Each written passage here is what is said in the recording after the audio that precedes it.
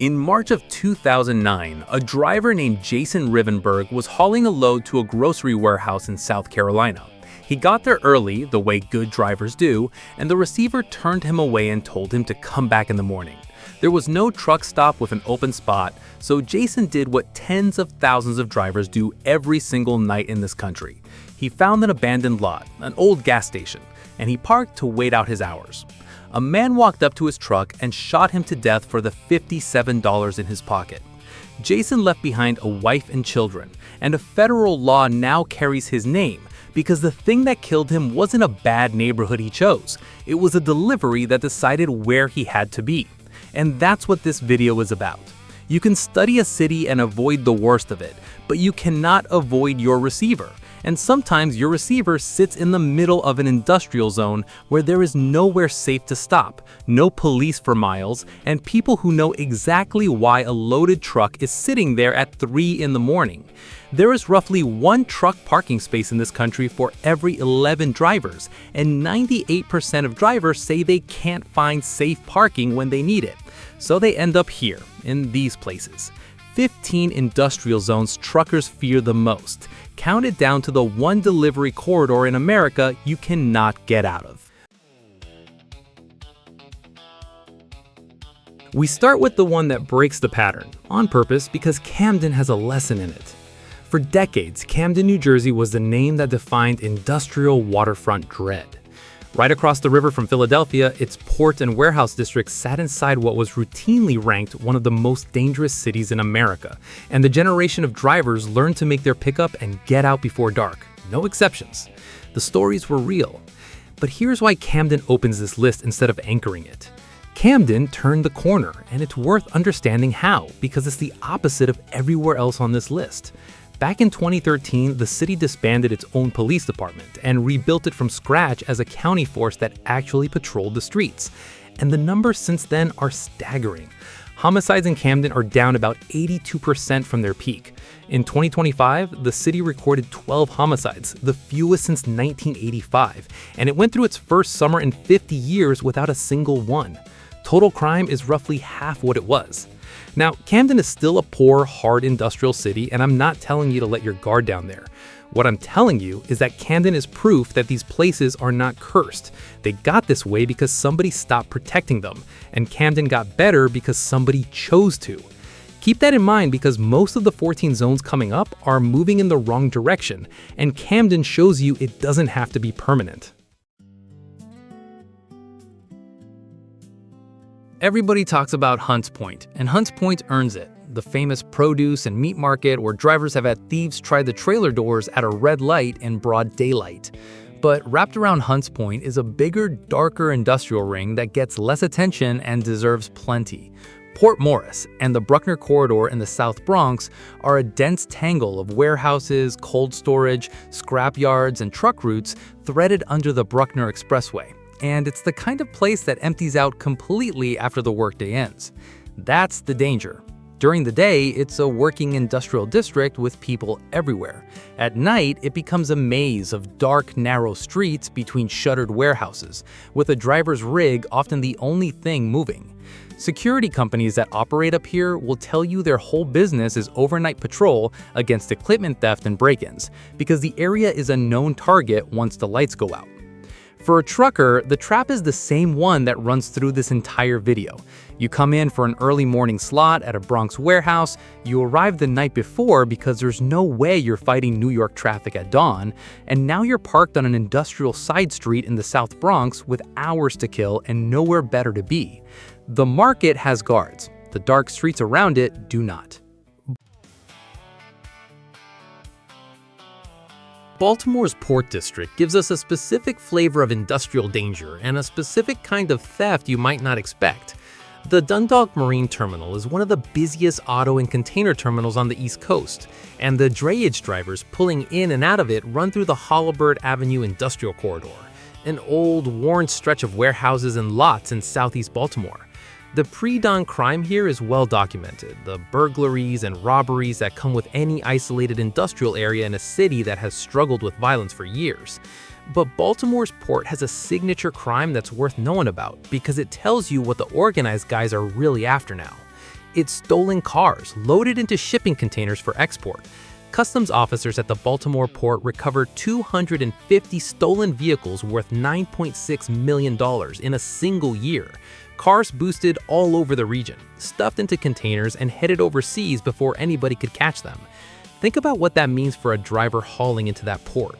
The whole ecosystem around you is running a sophisticated export theft operation, and a loaded trailer sitting in the wrong lot is just another opportunity.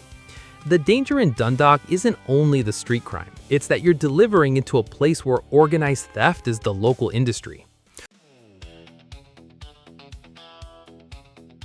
The Port of Oakland is one of the busiest on the West Coast, and every container that comes off a ship there gets pulled out through the industrial streets of West Oakland, which is exactly where the trouble is. This is a district of the Oakland Army Base redevelopment, rail lines, distribution yards, and warehouses wrapped around neighborhoods that have dealt with hard crime for a long time. And the port itself has quietly admitted there's a problem because it runs a secure truck enrollment program, a security screening system for the drivers working the port, which is the kind of thing you only build when the drayage community is worried.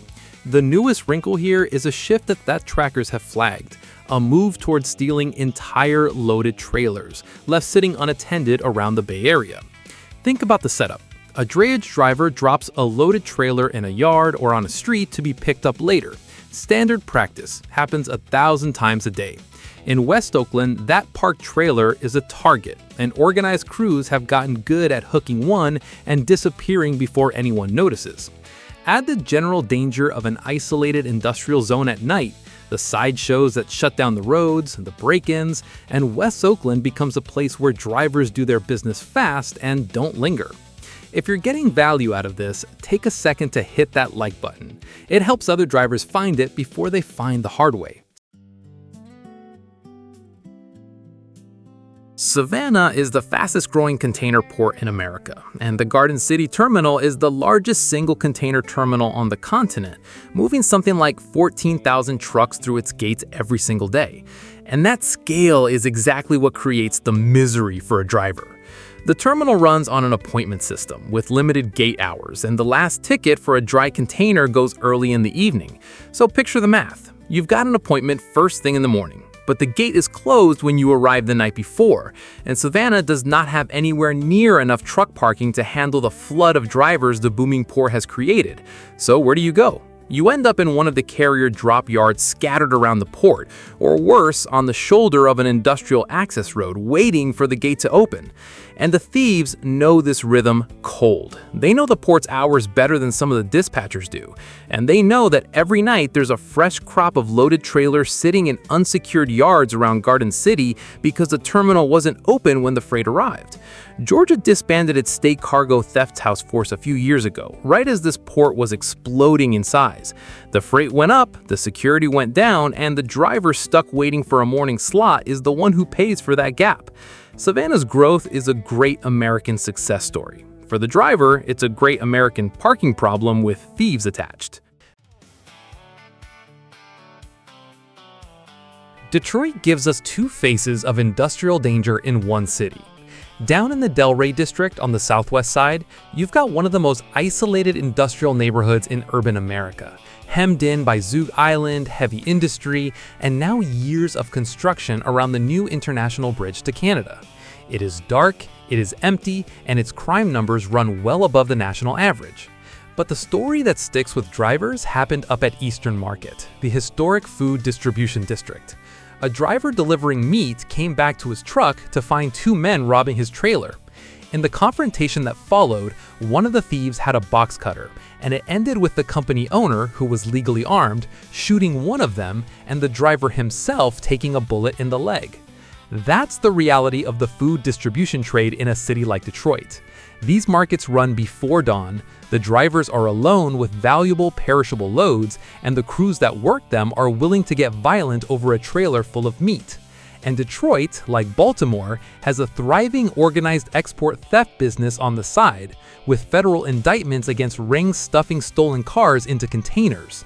Detroit built the American automobile, and its industrial districts have become some of the hardest places in the country to sit with a loaded trailer and wait for the sun to come up. Houston is the fourth largest city in America and one of the biggest freight hubs in the country, and its industrial danger comes at you fast, sometimes literally in minutes. The Houston Ship Channel is one of the busiest ports in the nation, and the warehouse districts spread across North and West Houston are where an enormous volume of that freight gets staged. The speed of the theft here is what stands out.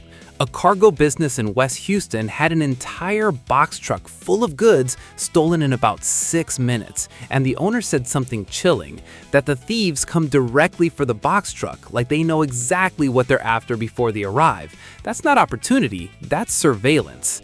And the fraud side is just as aggressive. One man in the Houston area was sentenced in federal court for a string of freight hijackings, using fake identities, roughly $400,000 stolen across 4 hijackings, and he pulled it off within 60 days of entering the country. That's how organized and how fast the Houston freight theft world moves. For a driver, the North Houston warehouse belt is a place where you can be doing everything right, parked where you were told to park, and still lose the whole load before you finish your coffee, because somebody was watching your truck before you ever got there. Houston doesn't wear you down slowly, it hits you quick and it's gone. South of Dallas sits one of the largest logistics developments in the country, the Dallas Inland Port. Thousands of acres of enormous distribution centers around the Union Pacific Intermodal Terminal in Wilmer and Lancaster. Amazon, Home Depot, FedEx, the giants all have massive operations out here. And where the giants put their warehouses, the thieves follow. Dallas County saw cargo theft jump 78% in a single year, one of the worst spikes in the entire country. And this southern warehouse cluster is a big part of why. The problem with a place like the inland port is the geography of it. These are colossal facilities sitting on wide open land, connected by long industrial roads with nothing around them. And a driver waiting for a delivery appointment out here is genuinely in the middle of nowhere, surrounded by identical warehouses and empty lots. When a trailer gets stolen out here, it vanishes into a sea of thousands of identical trailers, and by the time anyone realizes it's gone, it could be anywhere. The freight brokers themselves named the southern Dallas cluster among the worst offenders in Texas for freight theft. It's the modern American distribution machine at its biggest and most efficient, and that same scale is exactly what makes a single driver, alone in his cab at a dark dock door, so easy to pick off.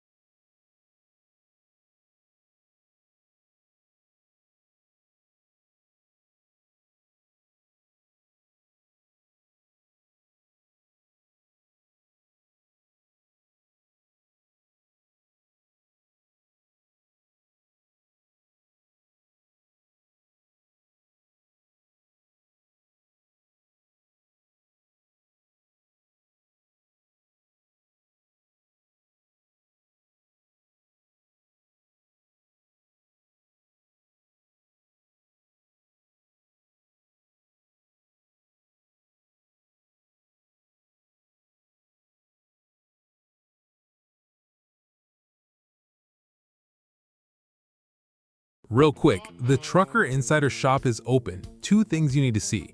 First, the I Survived Interstate 80T. For anybody who's fought that Elk Mountain wind between Laramie and Rawlins with the trailer trying to change lanes without asking. If the Wyoming wind couldn't flip you, this shirt is already yours. Then there's the snapback to match, embroidered Wyoming Edie shield on the front, mesh back, and yes, it actually breathes in July, which is more than we can say for that stretch of road. There's a whole lot more waiting for you too, veteran gear, dog tags, the works. Every order keeps this channel independent and pays for the digging. Shops at truckerinsiderusa.com. Now, back to it. Tiny moving piece and an enormous industrial machine, and the crews that work these districts have all the cover they need. You could break down, get robbed, or lose a trailer out here and be completely on your own, surrounded by nothing but more warehouses in every direction. Philadelphia has become one of the most dangerous freight cities in the country, and it produced a single detail that captures this whole video better than any other.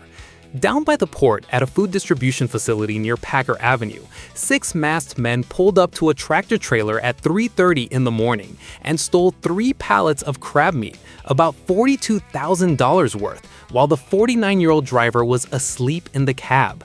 Asleep in the cab. That's the nightmare every driver on this channel knows. The idea that they can be working you while you're right there, feet away, resting because the law requires you to.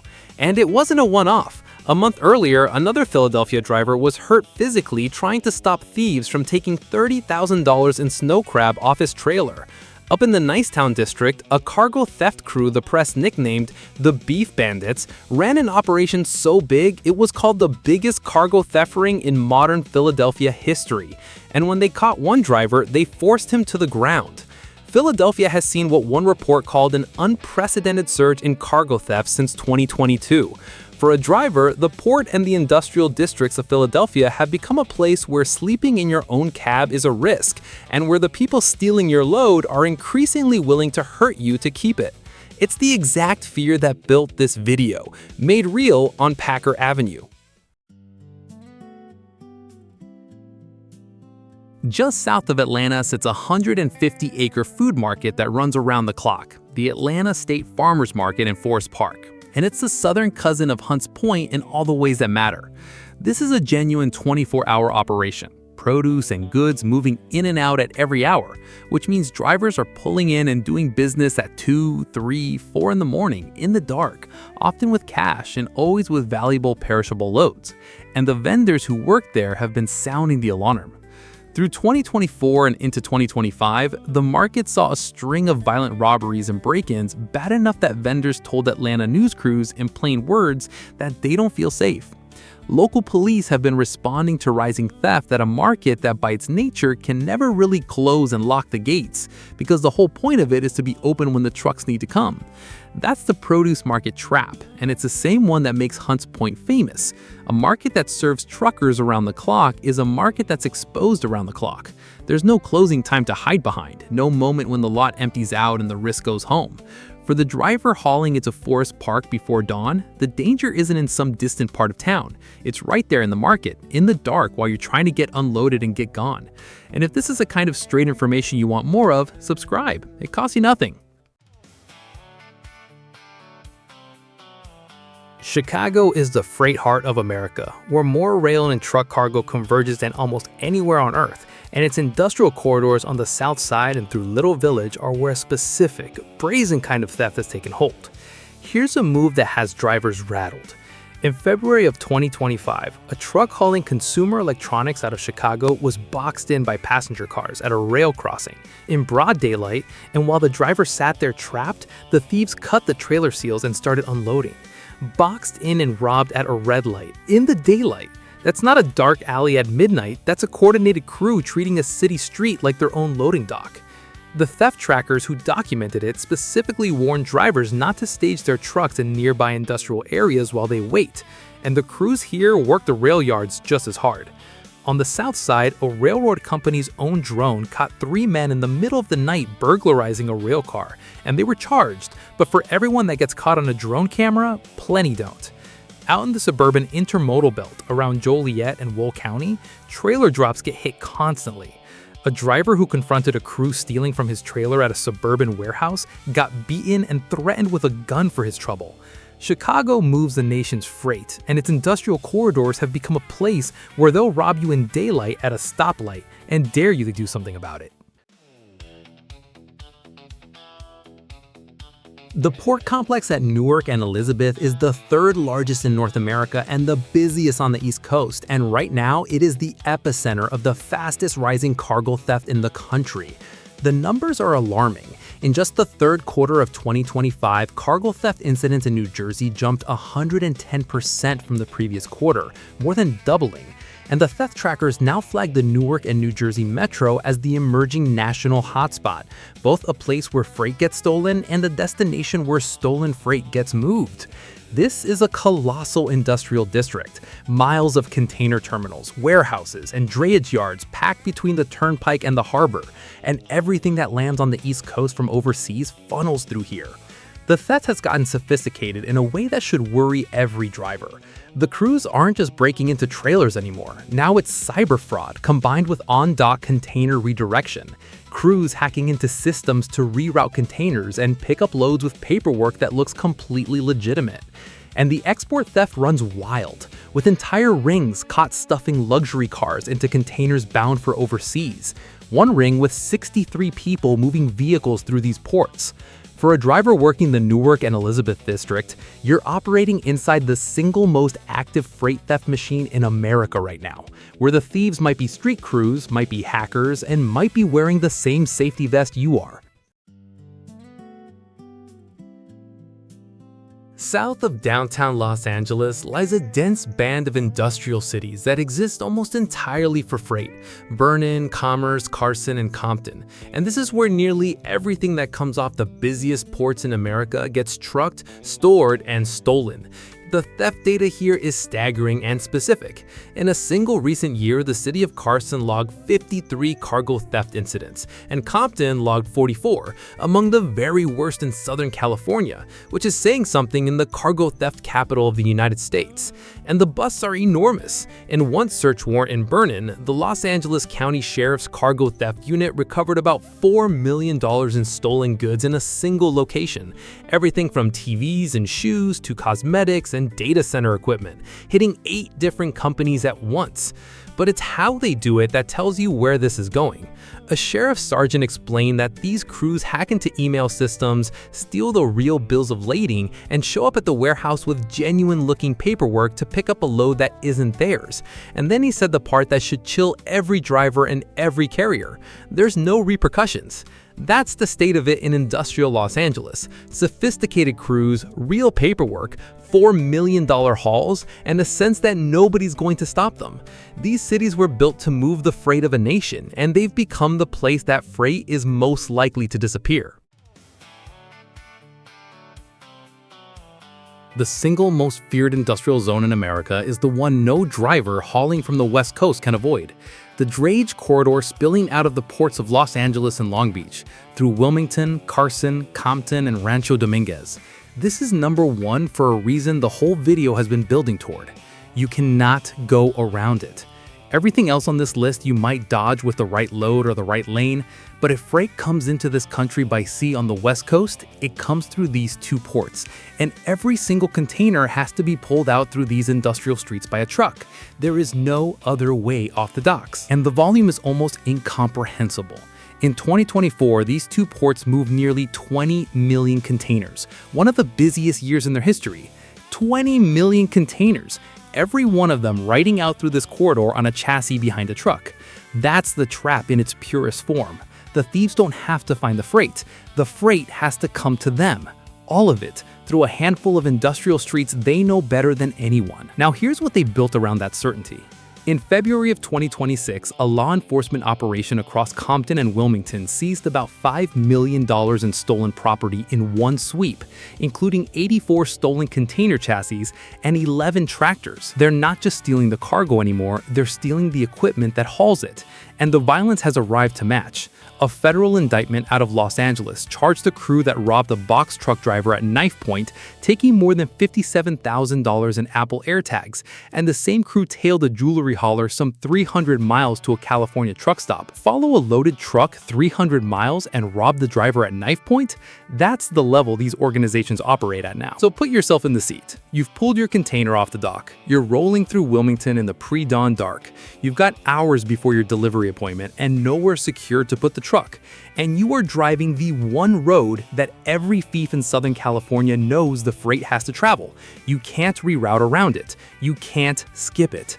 The entire ocean of goods that feeds the western United States squeezes through these streets, and the people who prey on it have set up exactly where they know you have no choice but to be. That's why it's number one. Not because it's the most violent corner in America, but because it's the one industrial zone you are guaranteed to end up in, whether you like it or not. 15 zones, and the thread running through all of them is the thing that killed Jason Rivenburg back in 2009. It was never really about the neighborhood. It was about a delivery that decided where a driver had to be and a system that left him with nowhere safe to wait. One parking space for every 11 drivers. 98% of you saying you can't find safe parking when you need it. That's not bad luck, that's the whole machine. And every zone in this video is just where that machine dumps you out. So here's the one thing I'll leave you with, and it's not a tactic or a trick. It's just awareness. Know where you're going before you get there.